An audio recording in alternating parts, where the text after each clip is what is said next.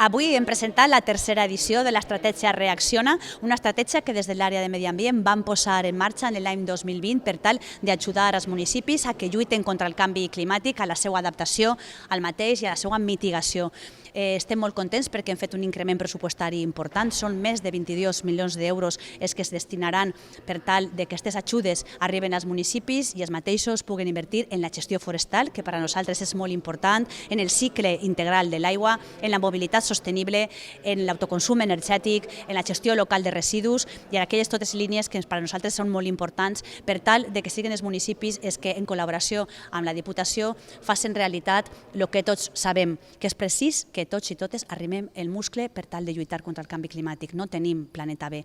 Estem molt satisfetes de la tercera convocatòria de l'estratègia Reacciona i per la meva part des de Mobilitat Sostenible més que això, perquè traguem 3 línies, enguany tenim una nova. En primer lloc, la de redacció de projectes de vies ciclopeatonals, que és una línia que ja és la tercera convocatòria, ja portem 3 anys i que enguany s'incrementa, duplica el seu import de 150.000 a 300.000 euros. D'altra banda, una altra de les línies que ha tingut molt d'èxit, que és la de l'execució d'aquests projectes de vies ciclopeatonals i que enguany